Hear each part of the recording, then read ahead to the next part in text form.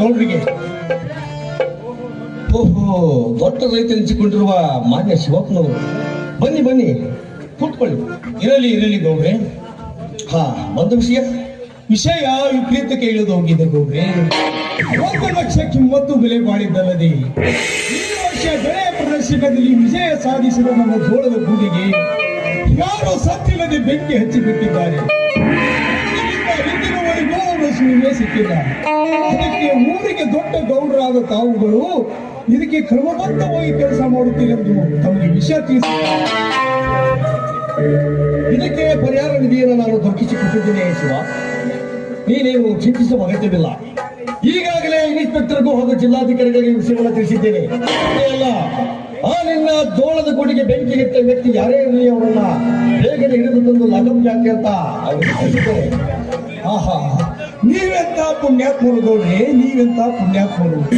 ನಾನು ನಿಮಗೆ ವಿಷಯ ತಿಳಿಸದಿದ್ದರೂ ನನ್ನ ಕೆಲಸ ಮಾಡುವುದಕ್ಕೆ ದೇವರೆನ್ನಲೋ ದೇವ ಮಾನವನೆನ್ನಲೋ ನನಗೊಂದು ತಿಳಿಯಲ್ಲ.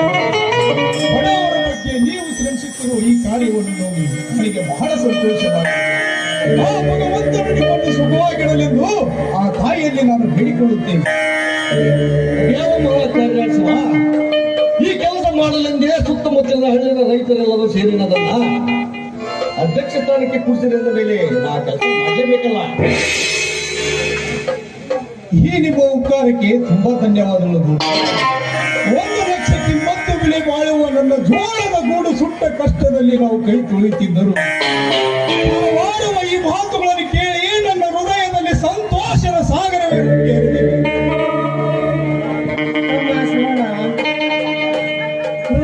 ಅಷ್ಟೇ ಆಗಪ್ಪ. ಮೇಲೆ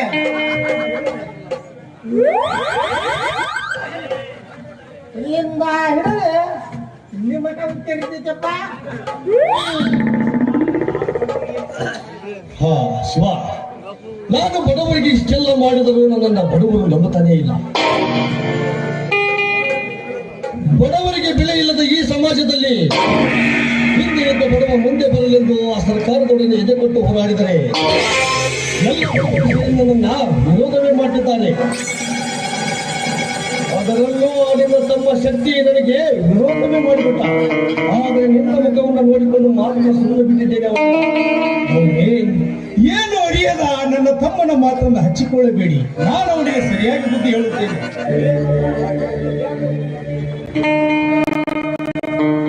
ನಿಮ್ಮ ತಮ್ಮಗೇನು ಬುದ್ಧಿ ಹೇಳ್ತೀನಿ? ಅವನು ಹುಡುಕೊಂಡವ ಸರ್ಕಾರ ದವಾಖಾನೆ ಹೊಡ್ದವ. ಏನಾರು ಹೇಳಿ ನಾವು ಬುದ್ಧಿಗೇನ ಹೇಳಕ್ ಹೋದ್ರೆ ನಮ್ಮಂತ ಅದ್ರ ಪುಟ್ಟಿಗೆ ಮನುಷ್ಯನ ಮ್ಯಾಗ ಎದಿ ಮ್ಯಾಗ ಕಾಲಿಟ್ಟು ಎದಿ ಮ್ಯಾಗ ಇಟ್ಟು ಹೊಡೆದ ಹೇಳ್ತಾನೆ. ಅವ್ನಿಗೇನು ಬುದ್ಧಿ ಹೇಳ್ತೀನಿ? ಅವ್ನಿಗೇನು ಬುದ್ಧಿ ಹೇಳ್ತೀನಿ?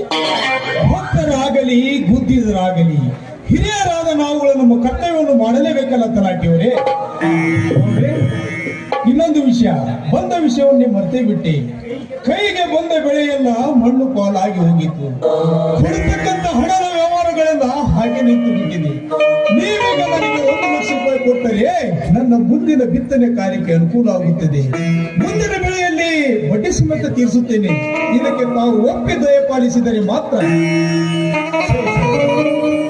ಯಾವ ಮಾತು ಶಿವಪ್ಪ? ಈ ಮಾತು ನನಗೆ ನೀನು ಹೆದರಿ ಕೇಳಬೇಕೆ? ನಮ್ಮ ಶಿವಪ್ಪನಿಗೆ ಒಂದು 1 ಲಕ್ಷ ರೂಪಾಯಿ ಹಣವನ್ನು ಕೊಟ್ಟು ಕಳಿಸ್ಬಿಡು.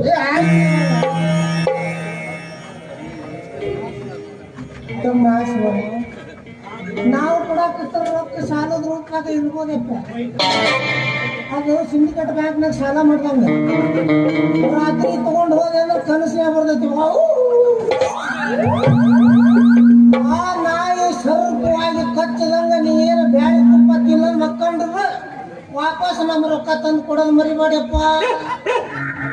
ಆ ಸರ್ಪ ಕಚ್ಚದಂತೆ ಎಚ್ಚೆತ್ತುಕೊಂಡು ಆ ಸರ್ಪದ ಜೊತೆಗೆ ಕೆಲಸ ಮಾಡಿ ಬಂದ ಹಾದಿಯಂತೆ ಮತ್ತೆ ಮರಳಿ ನಿಮ್ಮ ಮನೆಗೆ ಕಳಿಸಿಕೊಡುವುದು ಅದು ನನ್ನ ಜವಾಬ್ದಾರಿ. ಟೆನ್ಷನ್ ಮಾಡ್ಕೊಳ್ಳೋಣ ತಲಾಟಿಯವರೇ. ಏ ತಲಾಟಿ, ಸಹಿ ಮಾಡಿಸಿದ ಬರ್ರಿ ಅಣ್ಣ ಬಾಯ್ ಅಣ್ಣ ಶಿವಣ್ಣ ಸಹಿ ಮಾಡಿ. ಆಯ್ತು ತಲಾಟಿಯವರೇ, ಸಂತೋಷವಾಗಿ ಸಹಿ ಮಾಡಿಸ್ತೀನಿ. ಕನ್ನಡದಾಗ ಹಾ ಗೌಡ್ರಿ, ನಾ ಇನ್ನು ಬರುತ್ತೇನೆ.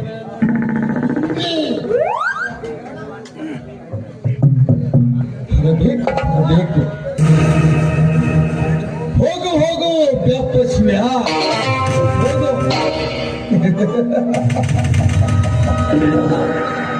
ನಾನು ಕೊಟ್ಟಿರುವ 1,00,000 ರೂಪಾಯಿ ಹಣ ಆ ನಿನ್ನ ಮನೆಯ ಅಡಚಣೆ ನಿಲ್ಲಿಸುವುದಕ್ಕಲ್ಲ ಮಗನೇ,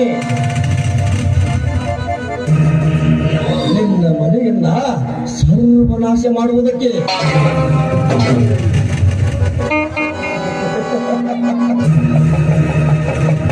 ಇವತ್ತೇ ಮೊದಲ ಬಾರಿಗೆ ನಿನ್ನ ಮನೆ ಪ್ರವೇಶಿಸಿದ ನನ್ನ ಹಣ ಕಾಳಿಂಗ ಸರ್ಪವಾಗಿ ನಿನ್ನೆಲ್ಲ ಆಸ್ತಿಯನ್ನ ಕಚ್ಚುವುದಕ್ಕಾಗಿ ದೊಡ್ಡ ರೈತರೆನಿಸಿಕೊಂಡು ಗುಡ್ಡದಾಕಾರವಾಗಿ ಬೆಳೆದಿರುವ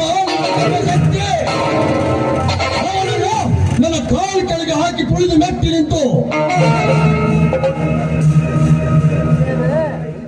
ಒಂದರ ಹಿಂದರ ಒಂದಂತೆ ನಿನ್ನೆಲ್ಲ ಸರ್ವ ಆಸ್ತಿಯನ್ನ ಸುಟ್ಟು ಹಾಕಿ ಅದೇ ಬೆಂಕಿಯಲ್ಲಿ ನಿನ್ನ ಹೆಂಡತಿಯ ಶೀಲವನ್ನು ಸುಟ್ಟು ಹಾಕದಿದ್ದರೆ ನನ್ನ ಹೆಸರು ಪೊಲೀಸ್ ಪಾಟೀಲ್ ರುದ್ರೇ ಗೌಡನೇ.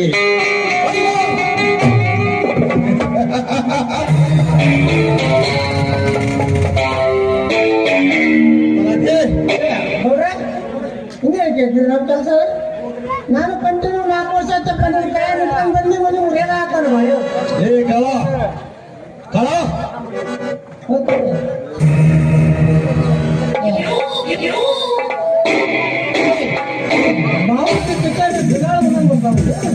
ಹೋಗ್ರಿ ಸರಿಯಾಗಿ ಕಂಟಿ ಸಾರನ್ನ ಲೋಡ್ ಮಾಡಿಸಿ ಆ ಚಂದನ್ಗೆ ಜೀಪ್ ತಗೊಂಡ್ ಬಾ ಅಂತ ಹೇಳು. ಹಿಂದಿನಿಂದ ನಾವು ಸೇಫ್ಟಿಗಾಗಿ ಹೋಗೋಣಂತೆ. ಆಯ್ತು ದೊಡಿ. 20 ಹಳ್ಳಿ ಒಡೆಯನಿಗೆ ಕಡುವೆಯರಿಗೆ ನಿಂತಿರುವ ಗಾಡಿಗೆ ಅವನಾದರೂ ಕುಡಿಯರೇ ಆಫೀಸರ್ ಅಂತ ಬಂದ್ರೆ ಅದೇ ಗಾಡಿ ಮುಂದೆ ಅವನ ಅಡ್ಡ ಹಾಕಿ ಬಿಡ್ತೇನೆ. ತಲಾಟೆ ಗೌಡ್ರೆ ನಿನ್ನ ಹೋಗಿ ಚಲೋ ಆಕತ್ತಪ್ಪ ಹೋಗ್ಬಿಡ ಅಪ್ಪಾಜಿ. ಗೌಡ್ರೆ ಎಲ್ಲಿ ನಮ್ಮನ್ನ 4 ವರ್ಷ ಆತ ಬಂದು ಬರೀ ಮಂದಿ ಮುಂದೆ ಮರಿಯಕ್ಕ ಹಚ್ಚಿಬಿಟ್ಟಿವಿ. ಈ ಬಳ್ಳಾಳ ಪ್ರಕೃತಿ ನಿಯಮನ ಹಂಗೈತಿ. ಬೆಂಗಳೂರಿಂದ ಬಂದವ್ರಿಗೆ ನೀರು ಭಾಳ ಆಗ್ತಾವೆ. ಬೇಡ ನಡ್ರಿ ಇನ್ನು ಅವನ ಮತ್ತೇನಾರ ಹಾಕಾಲಿ ಅವ್ನು ಕೊಟ್ಟ ನಡೀಲಿ.